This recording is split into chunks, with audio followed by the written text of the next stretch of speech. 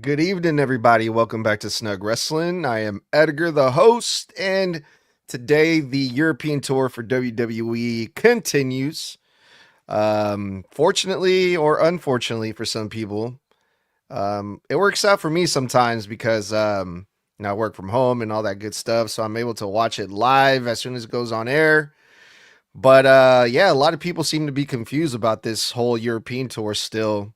Like, oh, how come I can't find it? Where is it? And blah blah blah blah. So yeah, there's been a lot of that going on. I posted all the clips and stuff.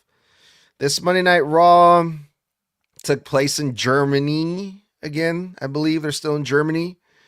And the big main event was AJ Styles versus Gunther. And there was a lot of interesting stuff that happened tonight that we're gonna go over.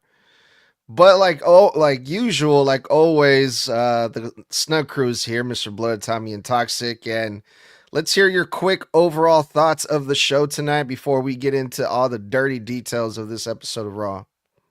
So right off the bat, I'm going to say it straight. What pissed me off about Raw tonight was the fact that even though it had aired so much earlier in the day, I started watching it around 7 o'clock, and I still had ads.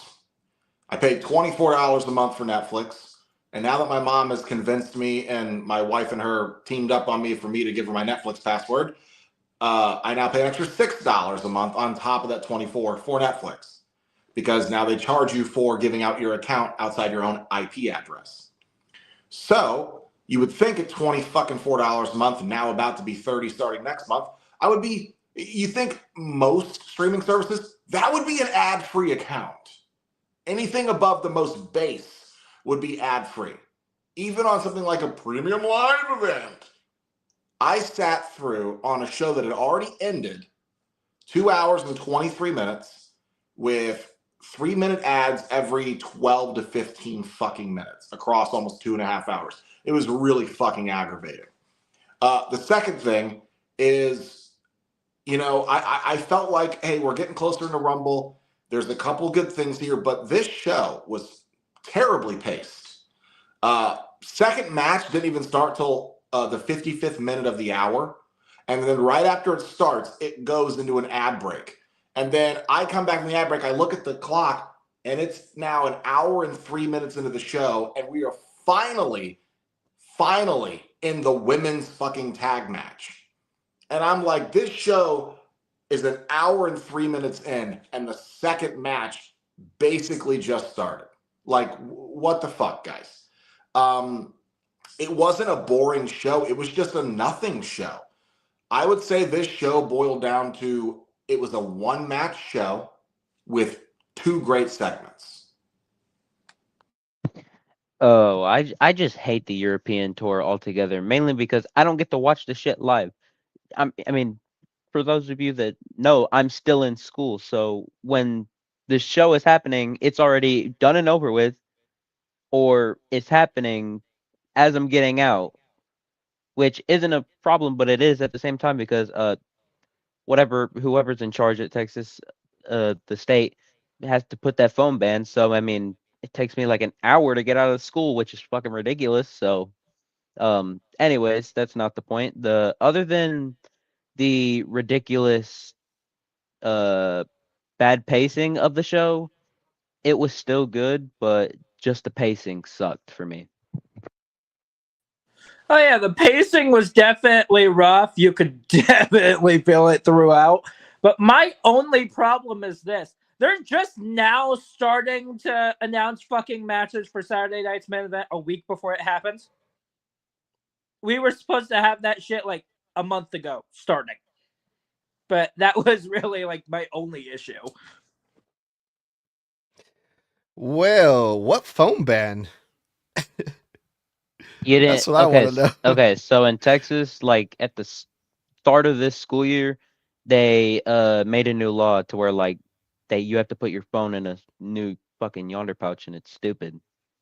What? Yeah, it's a whole thing where they're basically limiting kids' interaction, because I'm not trying to get political here, but Texas is a red state, and the Republicans have been massively going after the youth and their ability to be online. That new law that Trump signed, where with parental advisement, parents can increase the length, but they signed it and it began the beginning of this year where if you're under the age of 18, you're only allowed 1 hour of social media access a day.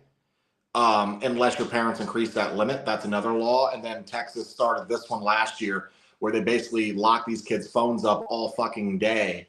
And it's idiotic because in case of some horrible thing like another mass shooting, kids have no way to safely contact their parents or, message for help in case of emergencies. It's a dumb fucking law, but it's just another way to control, people and then tell them that it's freedom.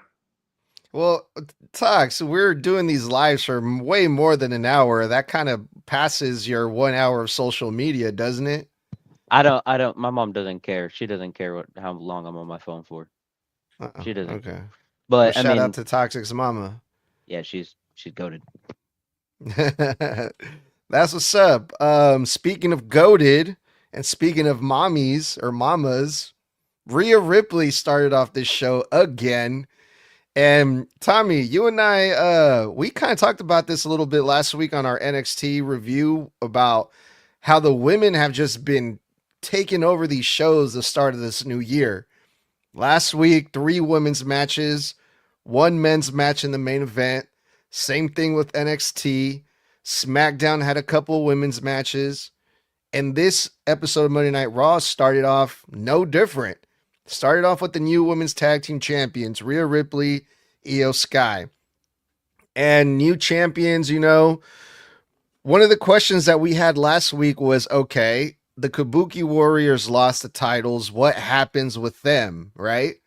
Well, it looks like they're staying in the women's tag team division, but not by the rematch clause that we all know and love because it's pick and choose when it comes to rematch clause. They're still involved. They get mixed in with Liv Morgan, Roxanne, and also the other tag team, Bayley and Lyra. Now, Liv Morgan pleaded her case. She came out to interrupt the new women's tag team champions, Rhea and Io. Liv Morgan never lost those women's tag team titles. I believe she was still champion when she got injured. She had to lose them. And then all that happened with Roxanne getting involved.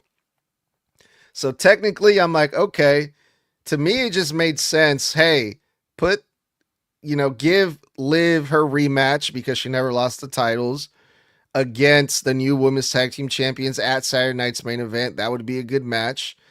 But instead, it just looked like they're just going to have a big fat fucking 3-way, which was my biggest fear. And that's pretty much what happened here. They set up a triple threat tag team match for later on in the show. All I heard was big fat 3-way involving 6 women. As far as it's Jesus Christ. Where do I sign up? I came down to it. Gotta have some fun. I'm going to hell with this if that gets clipped. But look, as far as it goes, look, I'm starting to not sour. I'm not starting to sour on Rhea and Io. I'm starting to not really feel it. And it's because every time I see them together every week, and their entrance is longer than fucking shit, and they're just so overly congratulatory of each other all the time, it's starting to feel like their union, as much chemistry as they have, it feels a little forced. The overly smiliness of them when they're together. Every single time. Just Io, you can clock that within 20 seconds, she's going to always look up lovingly at Rhea and then do her very overly expressive. Tiger Laga, I see your comment. We're going to address it in a bit. The face that she always makes it Rhea overly smiley, overly super touchy, overly touchy with each other constantly, putting her hand on her waist all the time, on her chest, I'm like, just fucking make out already or get a room. Like, it's starting to feel a little like not uncomfortable, but like you guys are you're pushing how close you are a little too much.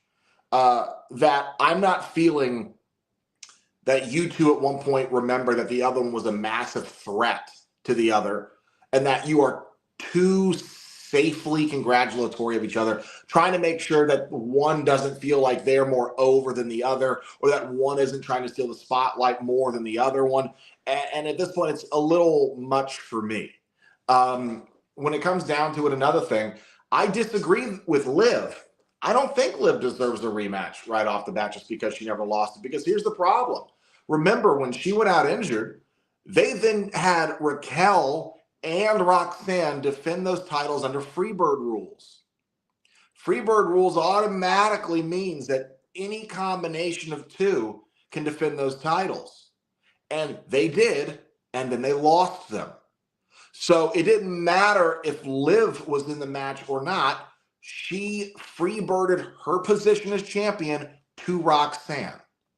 And then Roxanne and Raquel together lost those titles. So I was fine with them having a contendership match because it made sense. You've been gone for 7 months. Someone else lost your shit. Y'all ain't been tag champs in a minute in the Judgment Day anyway on the women's side. So why should you automatically skip the line when you come back, even though I love you? But no. So I was fine with this, and it worked out anyway because they still wound up winning. So, great. Let's see what happens here. Just really quick, I'd like to read this comment because it's really interesting. Are we seeing an arc where Asuka faces Kairi Sane one-on-one? The arc is in which finally Sane snaps and has enough of Asuka's antics. And I want to point this comment out because that's where I thought we were going with all of this. Like, that's what I had originally said. And then, boom, they're just right back in the whole tag team division mix again. Yeah. So I don't think that's going to happen anytime soon. I mean, the WWE does this thing where they tease all these potential splits and breakups, and then they never do anything. So I wouldn't be surprised if they don't pull the trigger on that.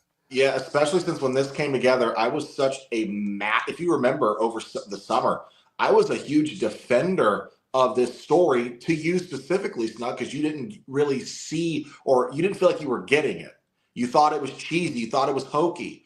And I was like, well, hold on. This is a story about Kairi Sane feeling like she's under the thumb of Asuka. It's an abusive relationship. No, I get it. I just didn't give a fuck about it. No, but back then, that's what I was defending to you.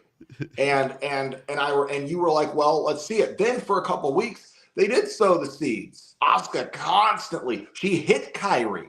She used Kairi as the human shield. She even sat there and would scream at her, make her cower down. And we saw Kairi constantly reluctant to attack Io. Constantly reluctant. She didn't want to do it. And then one week, magically, she's just like, fuck it. Let's go with the flow.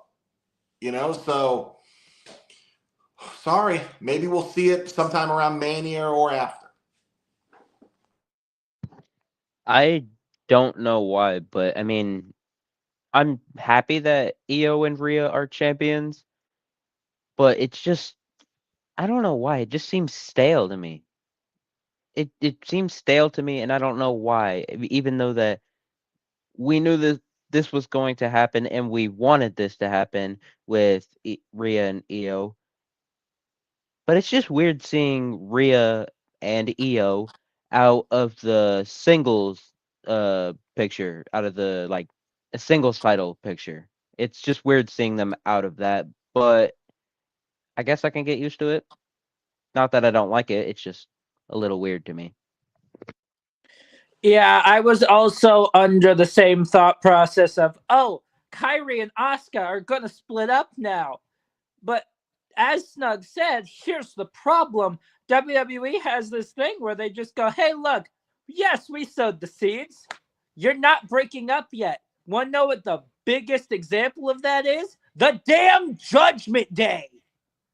They have been doing that shit for a few years now, hinting at so many different breakups, and then they just don't do it whatsoever. They end up kicking one member out, kicking two members out, and then doing absolutely nothing to fully split up the group as the seeds were put together. Or they keep getting injured. Yeah. the point still stands there. But I feel like I already know the dynamic of this tag team. You've got Rhea, who is this really tough girl, all of that. And then you have Io, the living embodiment of one of those like wacky arm things you see outside of car dealerships. That that is pretty much what Io is. That's just what she does all the time. It's just like like that is literally her all the damn time. So a triple threat contendership match was bound to happen at this point. It was either that or an inevitable fatal four-way, in which that I still wouldn't be surprised if that inevitably happens. You know, if I could, Toxic, to your thought really quick, that clicked with me when you said that you don't know what it is, you love them together, but they're starting to feel stale. Do you want to know why they're starting to feel stale, my friend? Because they have been interlocked in a fucking story for a year next month. You mean Rhea and Io, right? Rhea and Io. It all started on that stuff when they were when they kept telling the story of, oh, she's never beaten yada yada yada. And then literally, randomly, like a month or less right before Mania, all of a sudden on that Monday Night Raw, surprise victory, Io takes the title off of Rhea. They have literally been embroiled with each other for a straight year. And every story that they have been in for the past calendar year has involved each other in some way, shape, or form. And they have not had a chance to get away from each other the entire time. And that's why it feels stale. Where Rhea goes, Io goes. Where Io goes, Rhea goes. And at this point, it's starting to feel like they're basically have handcuffs on Kyrie and Asuka too, because they can't get away from them either since like last June or July. Yeah, that's true. I mean, they've been involved with one another going all the way back to NXT also, not just the main roster, which is crazy to think about. You're right. Which is probably another reason why they're so close the way that they are, is because, I mean, they've been working together for years, literally. You know, same against each other, you know, in tag teams and storylines and yeah, pretty crazy stuff. But the final point that before we move on is when it comes to, you know, what Bludd said about Liv Morgan not deserving a rematch. I get what you're saying. I get what you're coming from, but one could still argue like Liv Morgan didn't decide like, hey, I'm going to let someone else defend the title for me. It was just kind of chosen for her. Like, she didn't really have a say in this. Yeah, she didn't really have a say in this. So to that point, I mean, she can argue and say, hey, like, I didn't agree to that. I feel like I deserve another shot. And to me, it just made more sense just to, at least we're going to have a tag team match, one team versus one team at Saturday night's main event. We'll get into the triple threat match, the number one contenders match in a bit, but I just felt like we just went in a whole ass circle and it just made more sense to me. All right, let's just give Liv the rematch that she never lost, she never got with Roxanne. And then if you want to have a women's tag team match, you can still have the other girls wrestle and be like, hey, whoever wins this tag team match between the Kabuki Warriors, Bayley and Lyra, will face the winner from Saturday night's main event between the champions, Liv and Raquel, because Liv technically never lost a championship. To me, that would have been a lot better, but we'll get into what they ended up doing. All right. I mean, my only final thought on that so we can move on is completely understand where you're coming from. My only thing is that in their own rules, their own continuity, the Judgment Day has no leaders. So it didn't matter whether or not Liv didn't choose for someone to defend it. The group made a collective decision to do it without her. And that should stand regardless of how she personally felt. She was sidelined. They made choices within the rules to the general manager themselves for it to be a thing so they wouldn't get stripped. And that's what happened. So she can be upset about it, but she still needs to earn her way.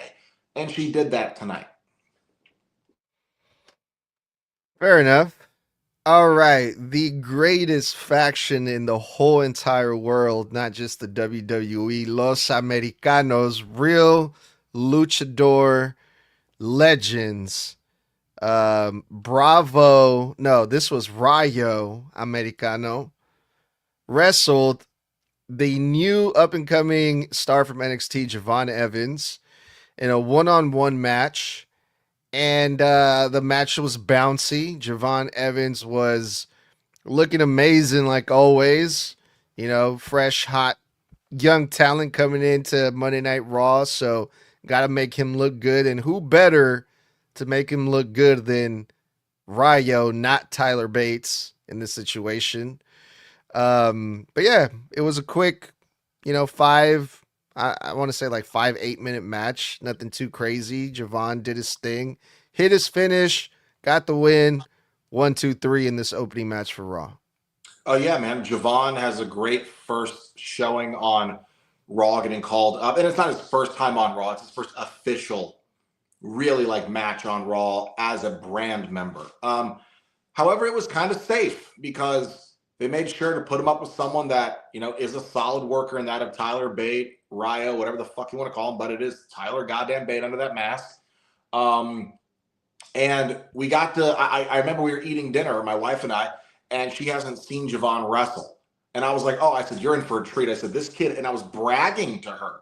I found myself bragging to her on Javon's behalf. I was like, this kid is 21 years old and he's already on the main roster. This kid is successful. So this kid is great. They love this guy. You're in for a treat. You have no idea just how athletic this kid is. And she was glued to him. And that's a great way to, I feel like, describe what Javon can do for a new viewer. He's an eye catcher. And someone new watching him going, oh shit, damn, that dude's cool as fuck. I want to see that guy wrestle. He's around their age. He reminds them of like backyard wrestling or what you do in the pool or on a trampoline. He gives you that feeling of like, man, this is why wrestling can be so fun.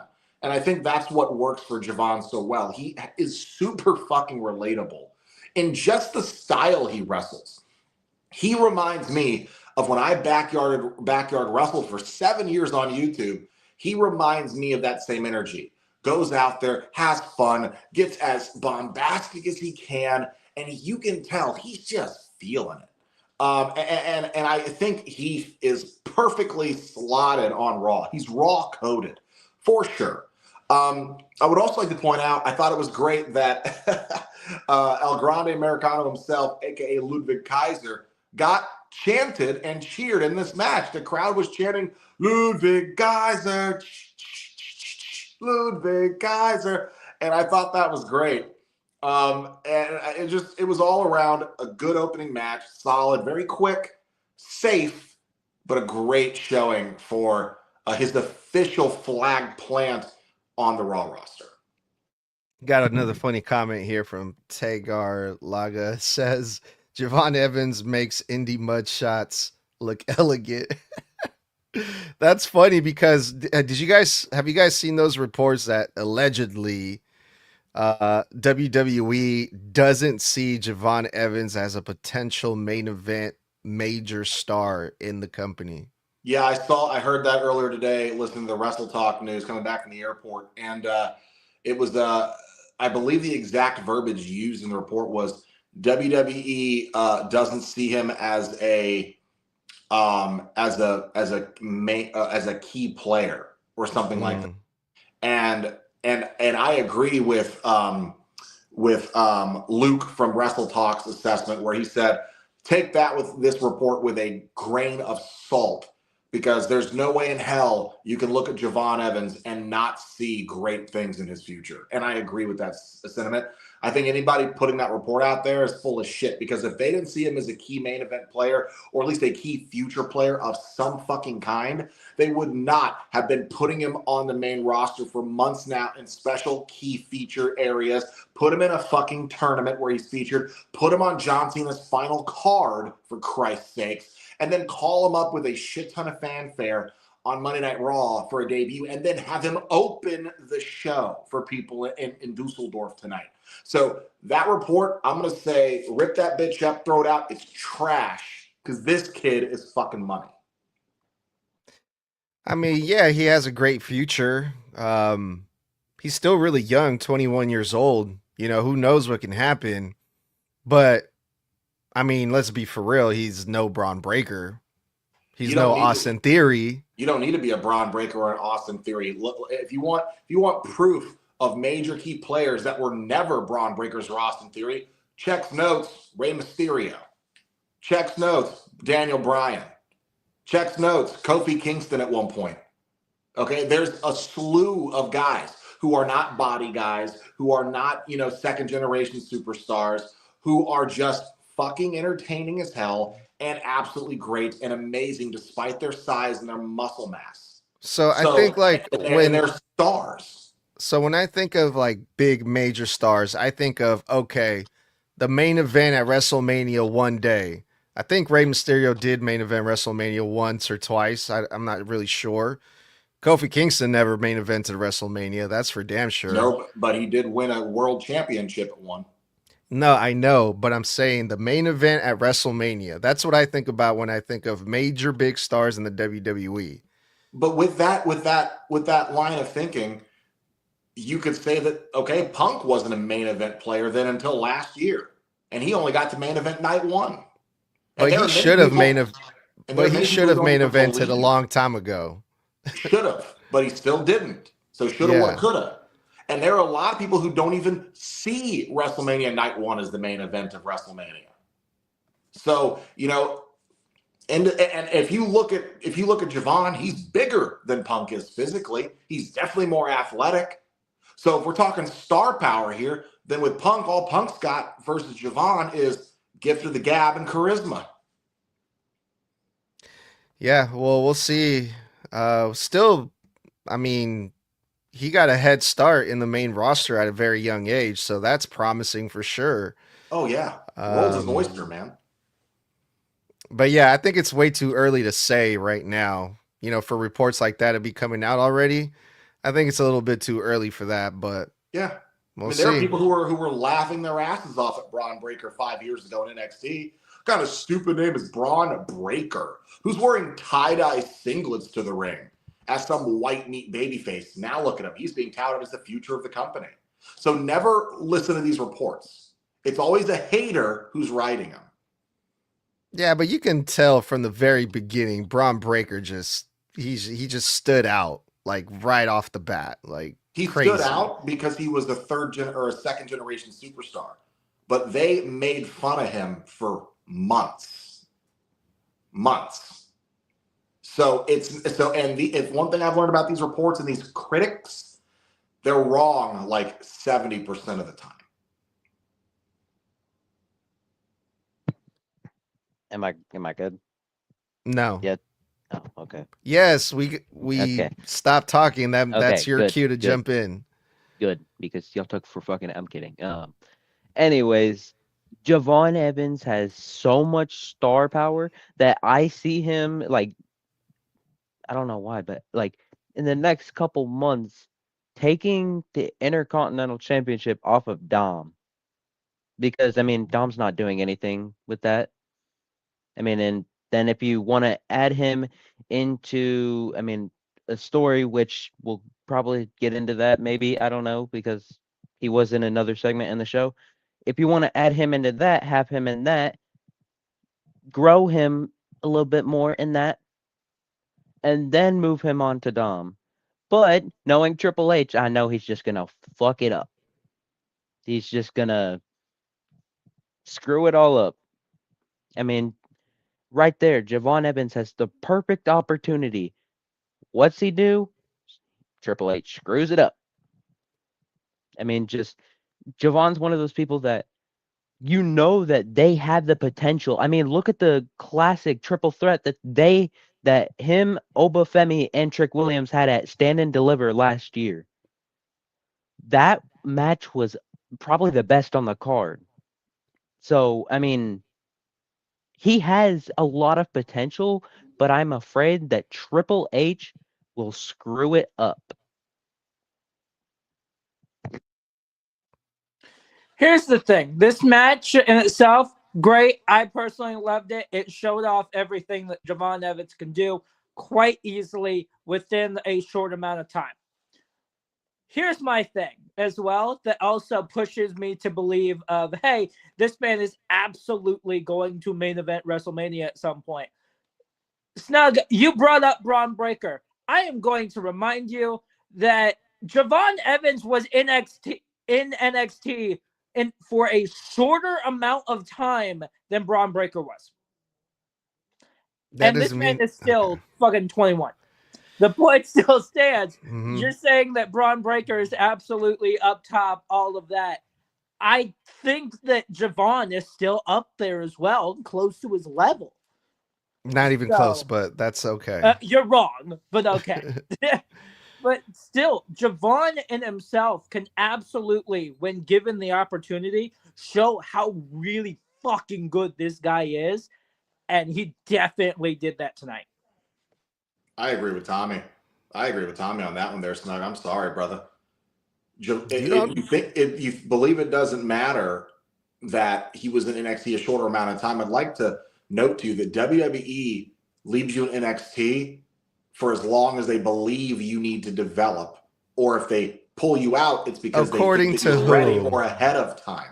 According to who? Perfect action. Oh, I'm glad you asked. Perfect example. There were reports today about Blake Monroe. They were planning on pulling her because they say she's so far ahead, she doesn't need to be in NXT anymore, but they're waiting until Stand and Deliver to do something, and then they're going to call her up. But they say she's further ahead than everybody down there, and they wanted to pull her out like 2 months ago. Yeah. But that's, again, because NXT is developmental. If they believe you've developed past the point of needing NXT to where you need to test yourself on the main roster, they pull you immediately. Braun Breaker was in NXT for so long because they were molding him, getting the fans behind him, trying to figure out if he worked as a heel or a face. Then they put him with Baron Corbin so Baron could work with him and help him mold Braun Breaker. Before they called him up, he needed more time to cook in the kitchen. And when he still came up to the main roster, he was in the mid card for like the first 9 months to a year and a half, doing half-nothing feuds with the IC championship that are barely memorable. And then he got into this story he's in now, and now he's a star. No, I'm not arguing that. I'm not disagreeing with that. But like, I'm just talking about like overall just star power, not just, yes, Javon Evans can do the moves, the flashy shit a lot better than Braun Breaker. I'm not denying that. In that sense, Javon Evans surpasses Braun Breaker in every fucking way possible. But Braun Breaker has the look, he has like the lineage, he has the star power, he just has it, you know, and that's something that not everyone has. It's just like an overall thing. Let me ask you a question. If he wasn't a Steiner, let's say the Steiners never existed, let's say he wasn't a generation talent, would you feel the same way if you didn't know where all this twitching and all that weird shit and the mannerisms came from?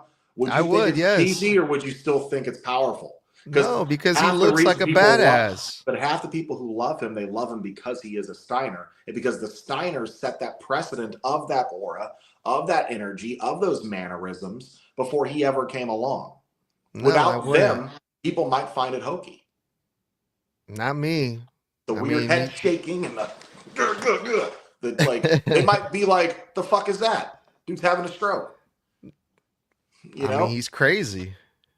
But I definitely agree with you that the star powers with Braun, because he does have that once in a generation thing about him, the thing you can't really place. So it's hard to pin it on charisma, star power, energy, aura, intensity. It's not just one thing. It's like when you look at Brock Lesnar, you don't know what it is. You just know that he has it. Mm-hmm. And that's where I agree with you. But I do think Javon is on Braun's level in another way, just not the same ways.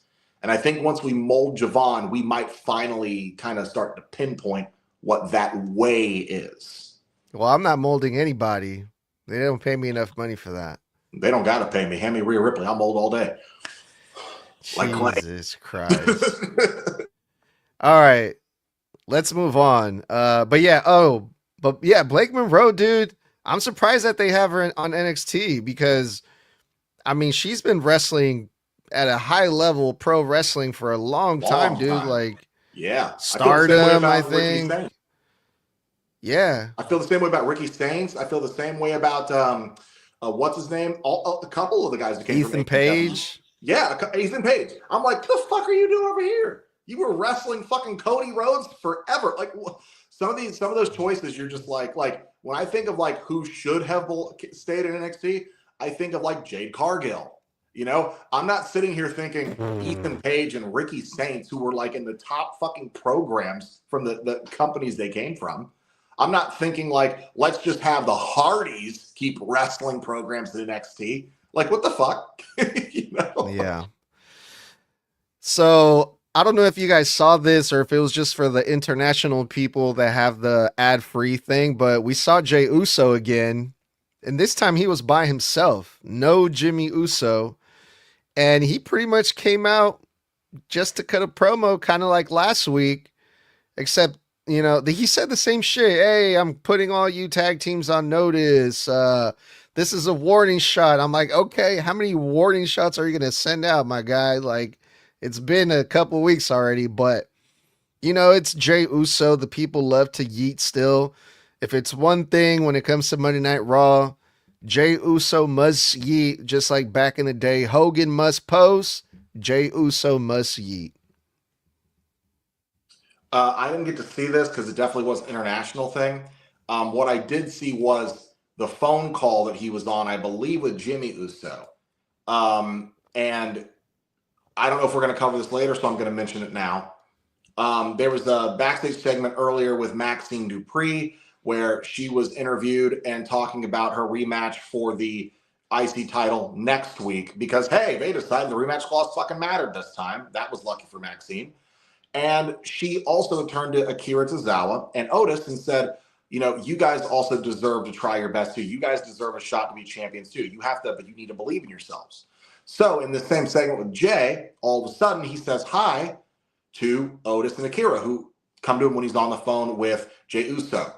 They call their shot for the tag titles. Jey Uso looks at him and goes, well, this is a warning shot, again, to all the tag teams to put you on notice that we are the best tag team champions in the game.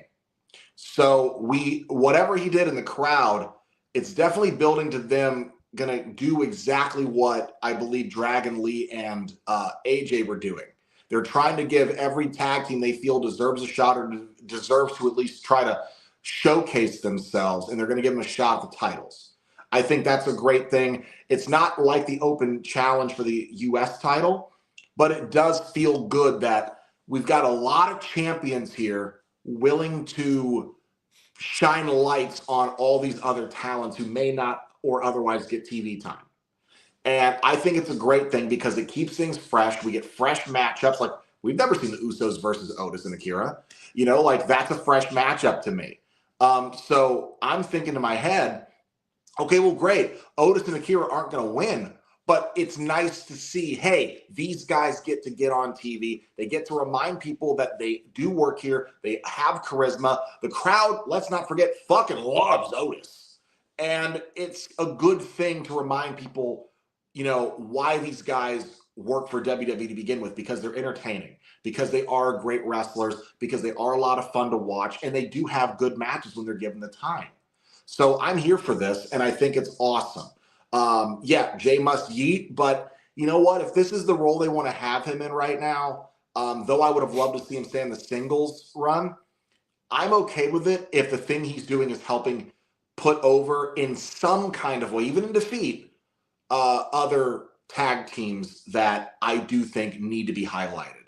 Because these rosters, we've been getting repeat matches for months and months and months. And I'm to the point where the idea of the Usos versus Akira and fucking Otis is something I'm like clamoring for at this point, because I need some new shit. I'm blaming this on you, Blood. If it wasn't for that fucking video that we made, when was it? Last week or Yeah, the week before of you glazing Akira Tozawa? last week. I don't care what you say. If you're not, and I told you, if you're not willing to do the homework, don't sit here and deny my glazing. Akira outside of WWE was a phenomenal fucking You talent. fucking manifested this bullshit, didn't you? God damn it. The power of positivity. Ugh. Shut up, New Day. It's your turn to talk, Toxic. Oh shit, my bad. What were we talking about again? Jay Line. Uso and Line. the tag shit. Oh. Fucking guy. Lines, motherfucker, they're fucking lines. I'm kidding. I'm completely on board with whatever the hell Blood said because I tuned out. Clearly, but I'm completely on board with that.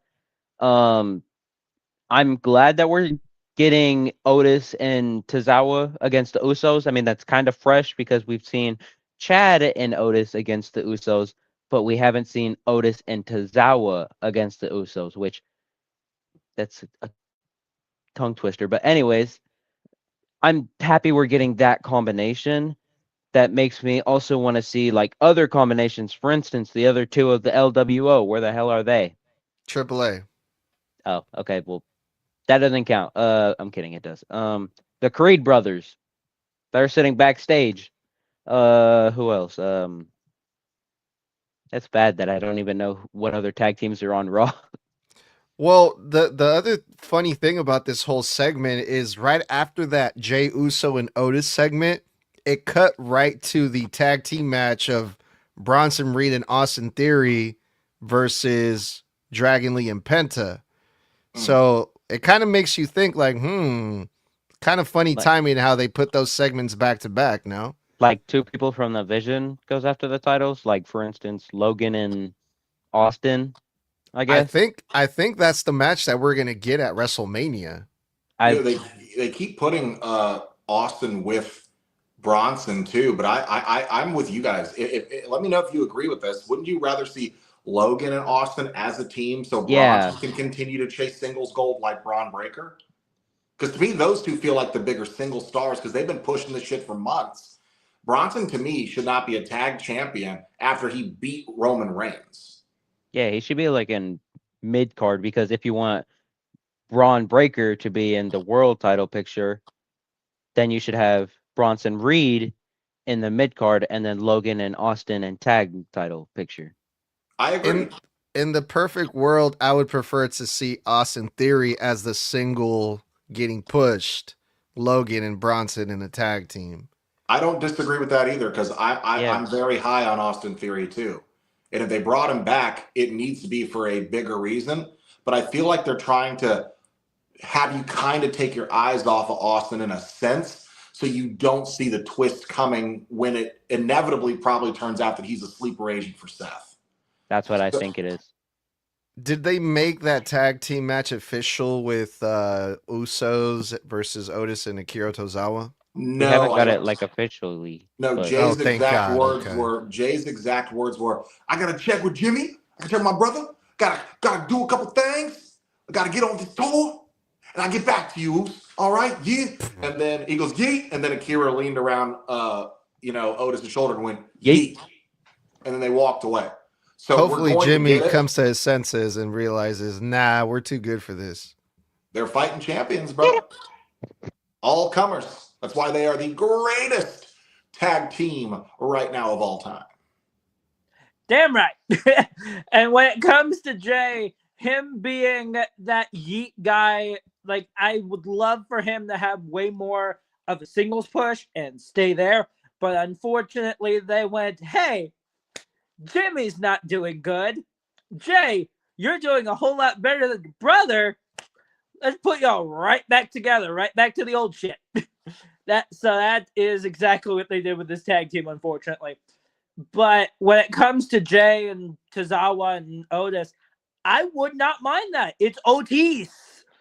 Otis and Tozawa. Hell yeah.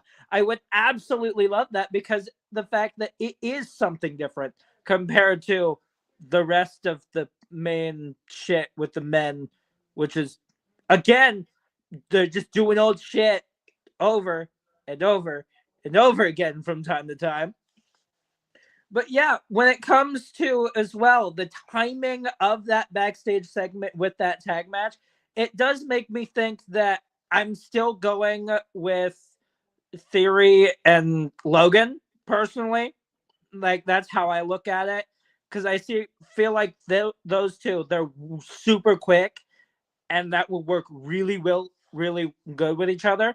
But the problem is, what they seem to be doing, at least right now, is the new guy in the faction that's super fast with the heavyweight.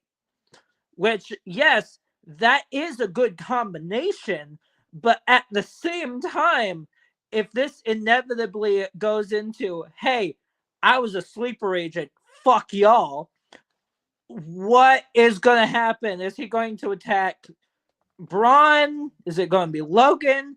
Or is he actually going to do it with Bronson, the guy he's been teaming with this whole time? All right, up next we had the World Heavyweight Champion, Mr. CM Punk himself, to address the fans in Germany. Another lovely promo segment with CM Punk, because he addressed the fact that we're on the road to not just Royal Rumble, but Elimination Chamber and WrestleMania, which is like, no one else is doing this. No one else has addressed the fact that, hey, we're getting closer to April. Shit's about to hit the fan. And CM Punk is excited to see who's next for him at WrestleMania, because CM Punk plans to hold a championship for a very, very long time. And even as far as WrestleMania, as much as some people, don't think CM Punk is going to be champion for that long, he will be, because CM Punk will main event WrestleMania as a World Heavyweight Champion. I mean, that's the only thing that makes sense to me in my mind. So, yeah, man, I'm excited to see who's going to be the guy to face CM Punk. We're going to find out very, very soon. And then in the meantime, Finn Balor comes out and he interrupted CM Punk. Holy shit. There's a guy I did not expect to see in the World Heavyweight title picture anytime soon. But it makes sense. Finn Balor, at one time, over 10 years ago, was the first ever Universal Champion, I believe. Vacated it due to injury the very next day. Had one title shot since then versus Seth Rollins, and was never able to get that fucking title back, Finn Balor. So it was nice to see him. Every time Finn Balor gets an opportunity at the World Heavyweight Championship, I'm all for that. Because I was really upset when he had to relinquish it for unfortunate reasons. But Finn Balor doesn't want his championship match on this day. He wants it for next week in his hometown, in his own country of Ireland. And I believe he mentioned he's not coming alone. He's going to bring someone with him. If I'm not mistaken, that's what Finn Balor said. But great way to hype up a match for next week. And for all the people saying CM Punk is not a fighting champion, well, there you go. Really quick, he actually said he didn't need Dom. He didn't need JD. He wasn't going to bring anybody. But however, I saw this coming for Finn, actually. And I'll tell you why. I had a big feeling Finn was going to call his shot, because one, I remembered he was one of the people Punk said he wanted to face. And two, he just had an interview go live with Cody Rhodes on what he wanted to talk about literally last week. And I was like, kind of odd that they're like highlighting Finn out of nowhere on the podcast. So I was like, if they're highlighting him, if they're doing fanfare and stuff for him, they must have something to push for him, especially since JD and Dom are both out on injury. So the men's Judgment Day stuff, where he's really focused on them, is halted. And him and JD can't go after the tag titles because JD is out right now for a surgery, I believe. So when it comes down to it, you had to do something to keep Finn active. You can't just focus on the Judgment Day ladies. This right here, and I am not speaking in any kind of I'm not speaking hyperbolically, I'm not speaking in exaggeration. This was my favorite thing on the fucking show. Hands down. Because I'm a ride or die Punk fan. That dude could pimp slap his mom and walk her like a dog on TV. And I'd be like, well, what did he say to her? Or what did she say to him? I have been a fan of Finn Balor since day fucking one. Bullet Club member, the Prince, fucking Prince Devitt. This motherfucker's NXT run was legendary. It was a shame he had to go out for the shoulder injury the day after the Universal Championship. But here's the thing. Finn Balor is one of those guys that should have always been in the world title picture because he's just that fucking good. He's just that consistent. He's just that reliable. And even without the demon stuff, he has always been a consummate threat. Because he actually, Snug, you misspoke. He has had another title shot for the World Heavyweight Championship outside of Seth, and it was against Damian. And he was very close to beating Damian for the World Heavyweight Championship. He got, I believe, 2 matches against Damian for the world title. But when it comes down to it, you're saying no Toxic? He only had 1? Because I could have swore it was 2. Okay. He did have a world title match with Damian, but I'm pretty sure it was the Saturday night's main event when it came back. Triple threat, Finn, Damian, and Gunther. I'm pretty sure. No, he had a one-on-one where he lost to him straight up clean, even with Dom trying to interfere. I don't know. They had a one-on-one. But when it comes down to it, Finn has always belonged in this conversation to me. And since we're talking about fresh, we have never, ever seen these two square up. So one, like we were talking about with the Usos versus Akira and Otis, that's fresh. Then we're talking about CM Punk versus fucking Finn Balor. That's fresh. Then again tonight, first time ever, AJ Styles versus Gunther. That's fresh. Javon Evans tonight versus Ryo. That's fresh. Or Tyler Bate, that's fresh. My point is, WWE, to me, is starting to course correct. A lot on SmackDown, a lot on Raw. We are starting to get a bunch of shit to refresh this brand that has started to feel, and very rightly so, complained by the fans, extremely stale over the last 10 or so months. So I am here for anything that remotely feels new. Holy fucking shit, Triple H. It is about time you fucking do this. Because Finn Balor has needed this. And you know what? It's crazy to say this, but one part of me sees Finn taking it off of Punk. One part of me actually does feel like that. And then Finn goes on to main event WrestleMania. I don't know why, but I just see it. But the part of me that knows he's not going to win is going to be like, oh, damn. He deserves that, but he's just not going to win. But it just feels good to have Finn be anywhere except the tag division, because that's where he's been since, like he was kind of in the Intercontinental picture. Yes.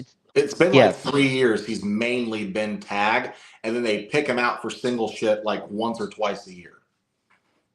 Yeah. But it just feels amazing to see Finn in this place where he should have been if he wouldn't have gotten injured by Seth. But still, it just feels so fucking good to have Finn in this picture, and I kind of want to see more of it. I mean, part of me, I would save this for Rumble, but I'm not. Part of me would like to see Finn go on to win the Rumble, but I mean, we all know that's not going to happen. So I don't know.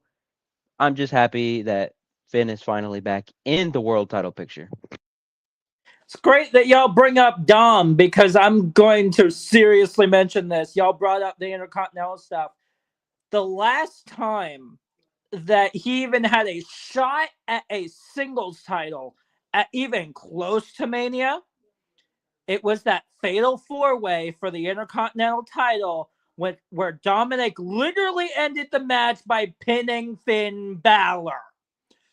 So every time Finn even gets close to having another singles title run, ever since that injury thing with the Universal title, he always got screwed over, which is extremely unfortunate because, as we've already said 3 different times now by all 3 of you, he absolutely deserves a singles title run. And again, I'm with Tox on this one. I would not mind if Finn Balor took the world heavyweight title off of CM Punk, especially with it being in his home country of Ireland. All right, y'all. The next match was the Triple Threat #1 Contenders Women's Tag Team match. The Kabuki Warriors versus Bailey and Lyra and Liv and Roxanne. And I don't know if you guys saw what I saw or what you guys thought about this match, but I saw a complete fucking. This was a mess of a match, unfortunately. I hate to say it.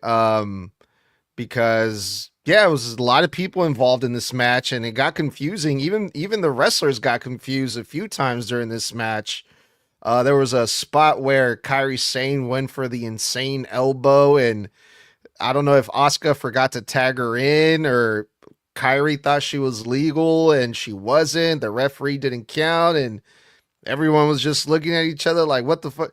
This is one of the reasons why I hate triple threat matches, and especially when you have all these people in the match, like it's kind of hard to keep track of what's happening. And like they were just doing all these spots, like another spot where all 5 women did like one suplex on each other. It was just too much. Sometimes too much of everything is not good to me. I hated this match, if I'm being honest. And but at least the right team won. But again, going back to what we talked about from the opening segment, just felt like, I don't know, to me it just felt right that Liv and Roxanne would just get the title shot, but they had to go through all of this in order to get there. So I thought I thought we could have cut this out or done something completely different, but it was definitely messy. Some communication issues for sure. Ref Joe Zapta, I believe his name is. Is it Zapta? No, I don't know who ref this match. I'm thinking of the match later. But the point is that like there was confusion. There was a lot. I would like to highlight my favorite part of this entire match was Asuka. Asuka was great out there. I mean, some of those reversals she was doing, the German suplex, craze that she went on there, middle of the match, and then that awesome fucking reversal around Lyra Valkyria, went for a kick, ducked under the leg, then picked the leg to trap the knee, then turn it into a suplex. I was like, fuck yeah, Asuka. Show them why you're the fucking veteran in this match. That woman is 40 fucking like 5 years old, and this bitch is wrestling circles around these motherfuckers. And I'm like, you go, girl. I love Asuka. She was, in my opinion, the smoothest person in the whole match. But again, that comes with years of experience. And it's funny because these girls are like 20 years younger than her almost, and she's wrestling better than them. And, the Tower of Doom spot, I'm a sucker for the Tower of Doom spot. If you do it sparingly, we don't see it that often where everybody's suplexing each other at once. It's like power bombs and suplexes. Felt bad for Kairi, though. Poor girl was at the top of that ladder. And she got smacked down hard. But definitely the messiest part of the evening. However, again, I'm just going to highlight Asuka's performance. I thought she was amazing. Right team won. Right team definitely won. I thought, great to see Liv racking up these wins on her return. That's now 2 weeks in a row or 2 matches in a row. She's back on her little winning streak. And Kairi ate the pin as she should. When I'm thinking about all the women involved here, should have been Kairi to take the pin, or honestly, Kairi or Lyra to me are interchangeable for pins. But when it came down to it, that Oblivion looked great. And yeah, we're off to the races with Liv trying to get back on top, because we all said this. We can't complain about Liv getting shots when we all definitely said a million times the women's division was sorely missing her, and it was very much felt for 7 months. So I'm glad she's back, quickly recapturing that momentum like she should be. Yeah, I agree with Snug. I hated this match. I don't know why. It's not any of the wrestlers' fault. It's just it was boring to me. The only spots that I did like was the insane elbow onto literally everyone, and Oscar or not Oscar, Kyrie getting destroyed in the Tower of Doom spot. Those are literally the only two spots that I liked in this match. Other than that, it was just boring to me, and I have no thoughts, which is sad because all of the women in this match are really great and talented, but I mean, just it feels old. Yeah, Asuka was great. She did her thing perfectly.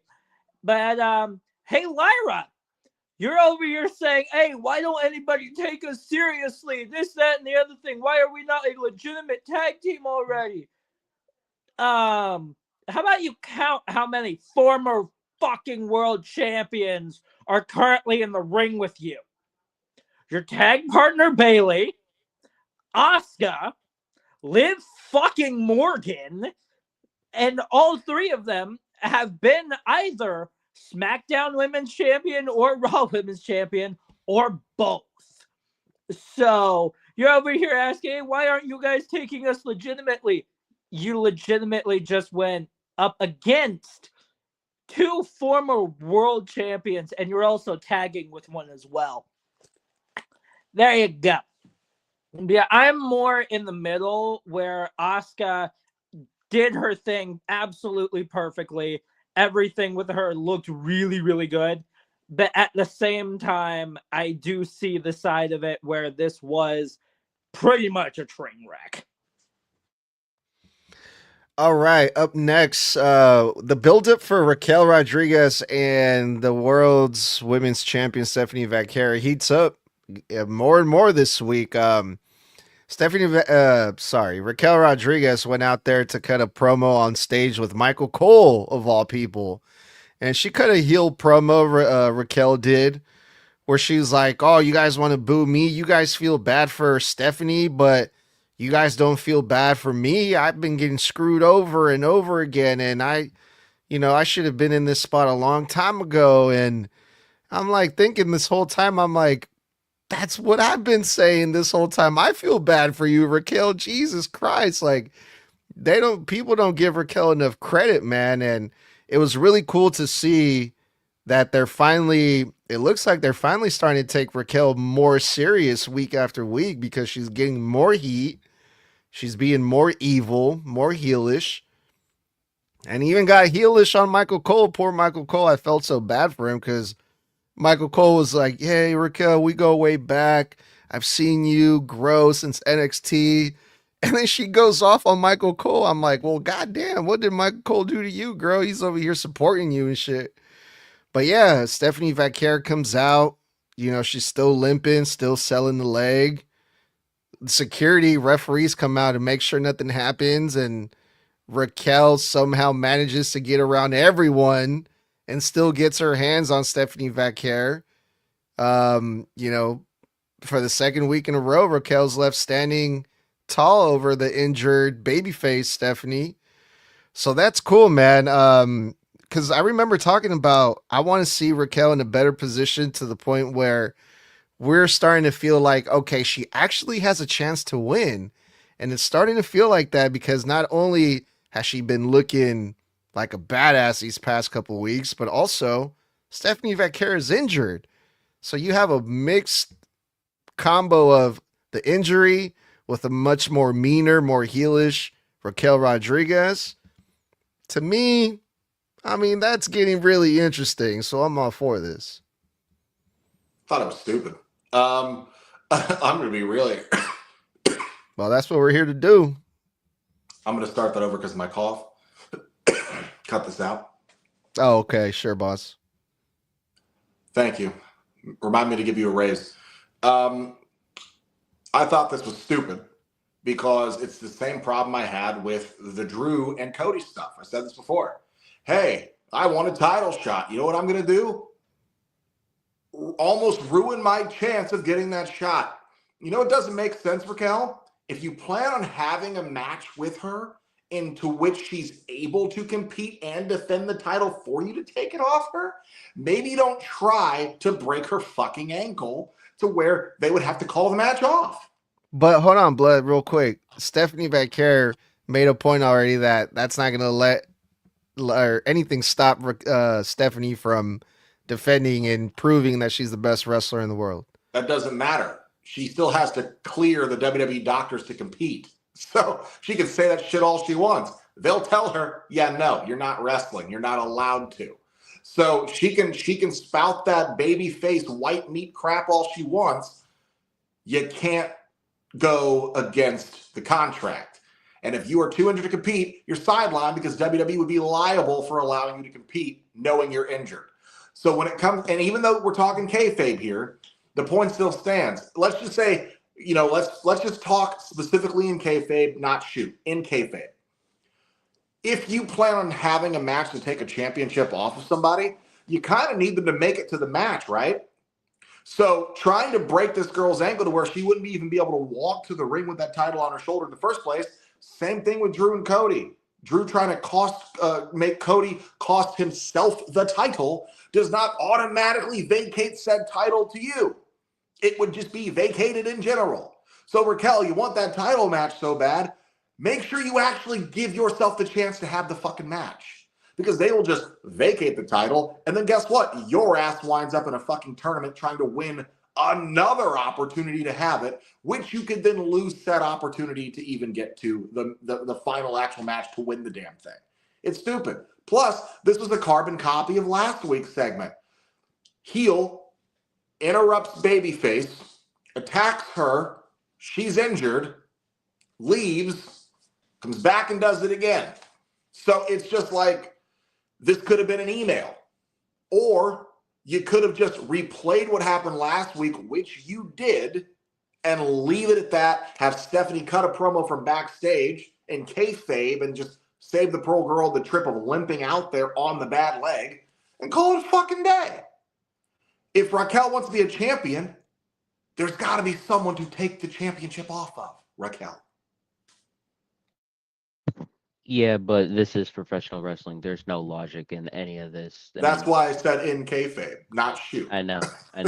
There's no logic in any of it, but I agree that it's kind of getting stupid. But I mean, I also agree with Snug. I kind of do feel bad for Raquel at this point because she is getting to the point where I see her as world champion material. And I mean, I just want to see it happen, and it kind of needs to happen. So I mean, Stephanie drops it, like just relinquishes it, and there's a tournament, and Raquel wins the tournament. Yay, I'm fine with that. Or they just, I don't know, do something with it. I don't know, but as long as it ends up with Raquel next, I'm happy. Hey, Raquel, here's some advice for you. If you want to win a title, don't break it. To explain, Stephanie Vaquer posted on her Instagram story a picture of like that side of the belt that kind of hangs down right where it clips. Yeah, she broke that fucking part after hitting it on the boot. Well, dude, she fucking Raquel fucking swung it with full force on the ground, like trying to hit Stephanie's foot or something like that. I'm like, that seemed fucking risky, swinging it that way. Wasn't you know how much them belts cost, like to have made? I was like, fuck. I was like, what are you doing? Yeah. I was like, damn, that's to recreate the hardcore title. Don't break the title you're trying to go after. Fucking Triple H and Gorilla, like, well, that's $5,000. Like, But yeah, Yeah. she legitimately broke that part of the title all of a sudden. I'm like, what the hell? She even posted on Twitter a picture of it. Says, oops, I broke the title. I'm like, what the hell? But of course, Raquel's got to Raquel and go, hey, if I'm going to do something, I'm going to do it, and just smacks the hell out of that boot with that title. Yeah, that was insane. But yeah, crazy segment here. And the next match was even crazier. That shit got crazy, y'all. The Vision, Austin Theory, my boy, my guy, the GOAT Austin Theory and Bronson Reed versus Dragon Lee and Penta. The match was fucking amazing, dude. I thought it was dope seeing Penta and Dragon Lee being mixed in with the Vision. The Vision being the top faction on Raw kind of elevates Dragon Lee and Penta to that main event picture, kind of a little bit. So I thought that was dope. Yeah, they worked a great fucking match. And then the ending of this match was a DQ finish. Braun Breaker, who last week lost his World Heavyweight Championship match to Punk, showed up on Raw pissed, as Adam Pearce expected. Adam Pearce warned Paul Heyman, hey, don't be bringing that fucking maniac Braun Breaker over here with that bullshit. And he did. Braun Breaker brought that bullshit and fucking speared the crap out of my boy Dragon Lee. Poor Dragon Lee, man. I mean, he fucking turned him inside out with that fucking spear running full speed. It was a hell of a spear. So yeah, technically Penta and Dragon Lee won this match by DQ. Adam Pearce went out there, tried to stop the whole thing single-handedly, like he can stop Braun Breaker, let alone fucking Logan and Bronson in theory to, prevent them from attacking the baby faces. And I'm like, where's your security at, bro? What the fuck? No security. Okay. Adam Pearce grabs Braun Breaker, spins him around, gets on his face, and Braun Breaker snaps. I thought Braun Breaker was going to take off on poor Adam Pearce, but he just scared him a little bit, grabbed him by the collar and lifted him up like a little boy just for a little bit. Kind of yelled at his face. Nothing too crazy. But shit got intense after this match, man. This was one hell of a match, one hell of a segment. This was absolutely beautiful, I thought. Yeah, dude, I love this. The match was great. For the sake of time, I'm going to fast track this. My favorite thing about the match is that we're now taking Dragon Lee seriously. After like 2.5, 3 years ago, they were just telling us at nauseum, and even last year, the future of Lucha Libre, touted by Rey Mysterio, over and over and over and over and over again. But I love that in 2026, I can say Dragon Lee is a part of one of the main event or the main event story on Monday Night Raw with Penta, and they're keeping Penta's momentum after Penta's been on the main roster for about a year now. I'm like, fuck yes. Again, you guys are freshening it up, and I'm here for it. Match was a lot of fun. Really good. DQ finish protects both sides, both teams, keeps everybody's momentum strong. I really got to give my hat off to Braun Breaker because the dude knows how to legitimately make it look like he fucking hurt somebody. I, for a split moment, was super worried about Dragon Lee because I thought he actually got him in the ribs with the shoulder really hard. The way that he rocketed back on that cell. Top marks to both guys because you made me buy in for a second. Then on top of that, I got to fucking give my hat off to Adam Pearce, man. Between Adam Pearce and Nick Aldis, gone are the days of the pussy-ass fucking GMs. Both these fucking men stand 10 toes down. You know why, though? Because they're both former NWA fucking champions. Let's not forget, Adam Pearce and Nick Aldis were both great wrestlers, extremely good wrestlers. And I also noticed Adam Pearce is intimidating. Bro is not small. He was taller than Bronson Reed. And from when they were on the side angle, when he was like, I'm sick of this shit, he was, his arms, pretty fucking solid fucking, bicep there, brother. I was like, this dude's taller than Bronson Reed. He was taller than Braun Breaker. And I was like, oh, that's why Adam ain't no bitch. That boy knows he's got size.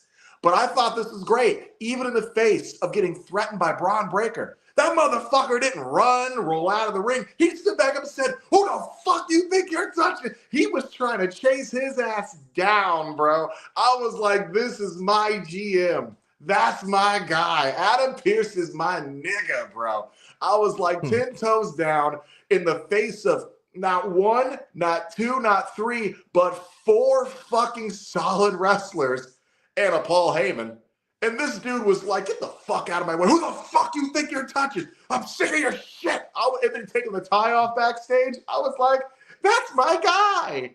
Bro, I love this shit. This and the Punk shit, best shit on the whole show, hands fucking down, bro. How many drinks do you think Adam Pearce has had already? Because after that, god damn. I want to know The how entire many he fucking had bottle. before to where he was like ready to swing. Because that's not pre-drink. You know, if you're a drinker, that ain't pre-drink. That's, oh, you're that type of drunk. They're also You're ready in to Germany fight too. everybody. They're also in Germany too. They love to drink out there in Germany, man. He's probably at the pub or whatever drinking Well, I can whatever tell the you fuck. the beers must have been das gut. I think they drink vodka mostly in Germany. That's That just Russia. sounds nasty. Oh, there you go. That's Okay. Russia. Yeah, Pierce probably had the down a whole bottle of whiskey behind in his office. So yeah, poor Pierce. He'll never get his drink. Anyways, I don't know why, but I said to myself while watching this, imagine if Adam Pearce comes out of like retirement from wrestling and just gets back in so he can kick Braun Breaker's ass. I mean, that's what we thought with Nick Aldis because Randy kept RKOing him. So why can't we do it with Adam? Because I mean, Braun Breaker's being a piece of shit, which that led him to get suspended. So, haha. Yeah, it's very clear that these GMs are no pussies. Need I remind you that one of, like, literally the first ever All In starred Cody Rhodes and Nick fucking Aldis going head to head. Like, that was the first ever All In. It's very clear that both of these two do not fuck around. The match itself was great. I got a little bit worried for a second after the match because as Pierce is having his little face-to-face with Breaker, if you look in the back, you can see not Adam Pierce. Bleh. You can see, I believe it's Dragon Lee getting one hell of a tsunami pounded onto him. So I was a little bit worried when it comes to that. But the backstage segment a little bit after this, they're in medical and God, I cannot remember who the fuck walked in. Javon. Yes. The young OG.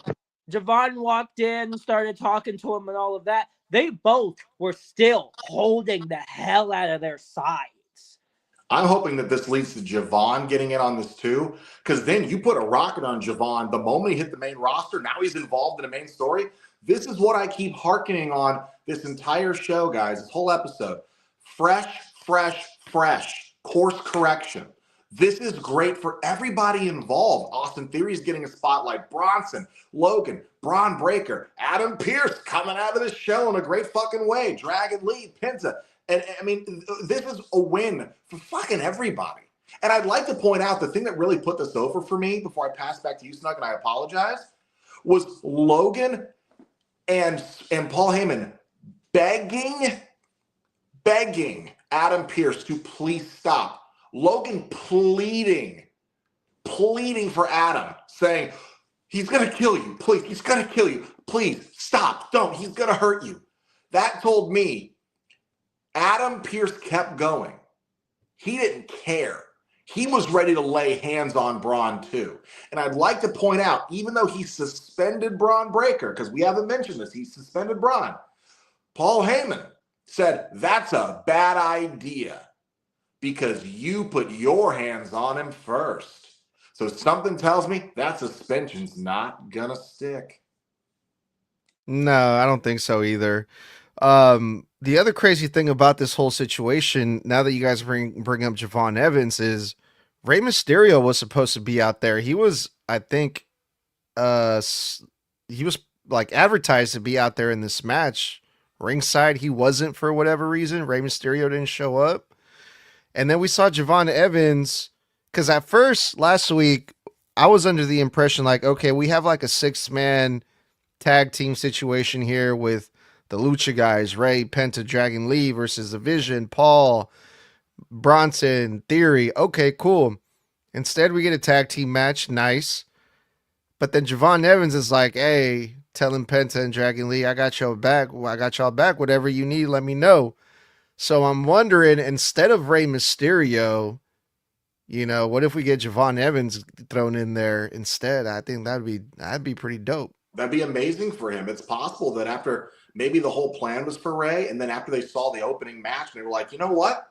Javon is an extremely reliable high flyer. All the Lucha guys, their entire thing is that they're Lucha Libre. They're all high flyers. So instead of putting Ray in there, where, we risk him getting injured, or, he's also older, we want to protect him more, keep him around a little longer. This new up-and-coming fresh guy, well, this entire story for the Vision is about the future of the business. But that doesn't just have to mean the heels. It can mean the faces too, i.e. Dragon Lee, Javon Evans, Penta. So it works all the way around. This here is the smartest bit of booking so far this year. Yeah, Ray doesn't need the rub. Give it to Javon Evans. Yeah. All right, you guys, let's go to the main events. AJ Styles versus Gunther. One-on-one match. Two awesome workers, man. The action was on point, hard-hitting, lovely. The match was beautiful. There's really nothing I can say negative about this match. It was a dope-ass fucking match. However, I wasn't too thrilled about it going into this match, if I'm being honest. It just didn't have that hype for me. I felt like it was missing a lot. I kind of like, I don't know if I had that feeling like we got this too soon. I was expecting more, I guess. Like when we first saw that we were going to get this match, I was expecting it to be a much bigger deal than it actually was. It's also like the fact that it's Gunther that just been talking shit about John Cena. And we mentioned this before, like, is this a good idea for Gunther to keep talking shit about someone who's not coming back to defend themselves? So what? AJ Styles is stepping up to defend John Cena's honor? Like, is that what's happening? I don't know, but yeah, man, I wasn't too thrilled about this main event. But I mean, the match itself was amazing. But other than that, not much else I can say about this. I agree that I think this match should have been like saved for maybe the Rumble. So build it up a couple more weeks, maybe even Saturday night's main event. The cheat bullshit where Gunther cheated tonight to win. He taps out on the opposite side out of the ref's vision, then low blows AJ to then win. And then they run it back the following weekend. So like he goes, you cheated. I got the footage right here. And then Adam Pearce says he's going to get a rematch this weekend at the Royal Rumble. And that's official. I think would have been great. But yeah, I like that it's AJ defending John's honor, though, because they're of that old guard, right? They're the same age, damn near. And there's a lot of respect. If you ask me, AJ had my favorite match of John Cena's entire last year. And so I like that AJ's like going, that guy was once my greatest rival. And regardless of what side we're on or opposing, that motherfucker deserves your respect and has earned everybody's respect. And you will acknowledge that respect. And I will beat it into you. And I love that shit. This match was fucking awesome. Gunther realized that, in the last year, he hasn't really faced a lot of wrestlers. You know what I'm saying?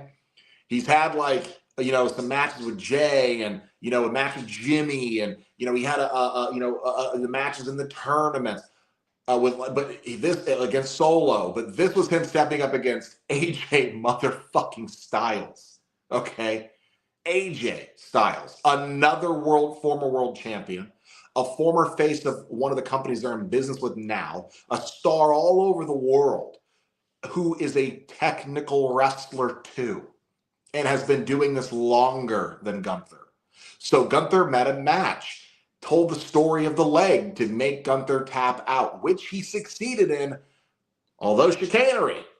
And what I thought was stupid was the ref not reversing the decision. The ref's decision is final. Well, gee, man, we're all watching the fucking replay. You're telling me there's not a Tron in there for the ref to stare at, for Joe Zappa to stare at and go, oh shit, hey, I'm reversing my decision. AJ wins because Gunther did tap out. It's like that simple. It's that simple. Also, I hated the fact that Joe Zappa turns around after AJ gets hit in the fucking balls, sees AJ rolling on the floor when he wasn't 3 seconds earlier, and he's holding his fucking nuts and doesn't just stop and look at Gunther and go, did you hit him in the balls while I had my back turned? Even because he knows Gunther's done it several times in the last couple months. So I thought, I'm like, are you just stupid? But other than that, great main event. I hate this match, and it's because of fucking Gunther. Literally, you cannot say that AJ Styles lost to Gunther. You cannot say that because technically he tapped him out. No matter what you want to say, oh well, Gunther pinned him. No, Gunther tapped. So guess who tapped like a little bitch now? You did. I tapped out John Cena like a little bitch, and I also tapped out like a little bitch. I'm Gunther. Fuck. I made John Cena tap out like a little bitch. I'm going to keep saying it for the next 10 years. Pretty much. But of course, this I honestly liked it, but at the same time, like I'm kind of more mid-ground because yes, he's stepping up to AJ fucking Styles. So that in itself is a ballsy move. But still, I'm more in the middle where I liked it because of that, but at the same time, Gunther fucked him over. So there's that. But isn't the original plan for Gunther to retire AJ Styles later this year? I don't even know anymore, dude. Possibly. I thought that's what the plan was going to be. Tonight they officially nicknamed him the Career Killer. So one would imagine that's his gimmick now. We already know the rumors that he's going to be possibly retiring Brock at SummerSlam. So one would make sense that AJ already said, I'm not wrestling past 50, and he'll be 50 into this year or next year, beginning of next year. This is his last year. One would imagine his retirement match is sometime in the next 12 months. Yeah. So if he's still retiring AJ Styles, then why the hell are we starting the year with this? It's a possibility. I mean, if you think about it, Damian Priest and Aleister Black feuded for like 6 fucking months. And the way that this match ended, Gunther, hell no. And the way that this match ended, there's going to be a rematch at some point. Yeah. I mean, you could also argue that we don't have any definitive proof AJ is wrestling through to the end of the year. So, I mean, he could have his last match against Gunther at Mania. It could be my career on the line type of thing. So, I mean, we could only have 3 more months of AJ for all we know. Maybe that's why they rocketed him into this spot so they could get him to his final match at Mania. But I would like to hearken that, you know, they're also changing Gunther's character. Because if the Gunther of old was a heel, but if you remember, he never cheated to win. He only started to do that after Jay tapped him out. Once he had that chint in his armor, he started periodically cheating behind the ref's back, rolling out of the ring and running away to catch his breath, you know, doing shit like that. This is all new for him. He's now actually becoming a chicken shit heel. That was not his character 6 months ago. It's all about the sacred mat and respecting the ring and all that shit. Think about it. Last week, he's got the balls to call out AJ to his face. Like, he literally said, I want him next week, only to get in the match and then spend 25% of the time running away from him. and then cheating to beat him. So it's like, fuck, Gunther a year ago would have just tried to rip through him and still won without doing a single underhanded thing. So I think we're getting a lot of changes here that I didn't see coming, and a lot of them happened tonight on this episode of Raw. Yeah, and finish up my thoughts just super quickly. There was one thing that commentator, I believe it was Michael Cole that said this, but he right now, he's still keeping an undefeated streak that Gunther unfortunately has. And that streak is that he has yet to lose a one-on-one match that is televised not for a title. He still is continuing that streak. So that's going to be very interesting to see who the hell finally breaks that. That's an interesting stat. I think that's not even true, though. The year before, he lost to Cody, and it wasn't a title match. It was for, like, was it for the Crown Jewel title? Do we even really consider that an actual mainstream canon championship? Apparently WWE does. Or is that more like a trophy? Yeah, maybe. But yeah, that was Monday Night Raw for this week. The Monday Night Raw review with the Snug Wrestling crew. We'll be back again later on with way more and more content as per usual. But let's get out of here, y'all. Well, guys, thanks for kicking it with us. That's going to wrap up this episode of Snug Wrestling. That was the Monday Night Raw review. If you love hanging out with us, you can do it every Monday and Friday night after Monday Night Raw and Friday Night SmackDown go off the airs respectively, usually at 9 p.m. Eastern, 6 p.m. Pacific, but we are on the European tour. Those times might vary, so be ready for that. Then for bonus content, you can hang out with us on all of our social media for live reactions to the actual segments just moments after they go off the air on all of our social media platform. Then head over to TikTok Live every Thursday night where myself, Mr. Bludd, and that handsome Mexican Edgar over there, the head of Snug Wrestling, go one-on-one for random or relevant wrestling topics, and we answer your fan questions live. And mark your calendars, because not this Wednesday, but a week from this Wednesday, will be predictions for the first Saturday night's main event taking place this year, that weekend on the 24th of January. So we will see you there. And if you want to support the podcast, head on over to our TeePublic/Snug Wrestling. You can click the link on any of our social media, including wherever you're watching this episode right now will be a link for our merch like this, where you can pick up your Snug Wrestling merchandise and support the podcast. We've got over 100 designs for multiple different items, so check that out. Well, guys, until next time, stay safe, stay savage, and stay snug. And boys, for all this freshness, I guess you could say we're at a new beginning. So that's one time. For the one time, boys, I said that was 4 letters. 1 word. GG.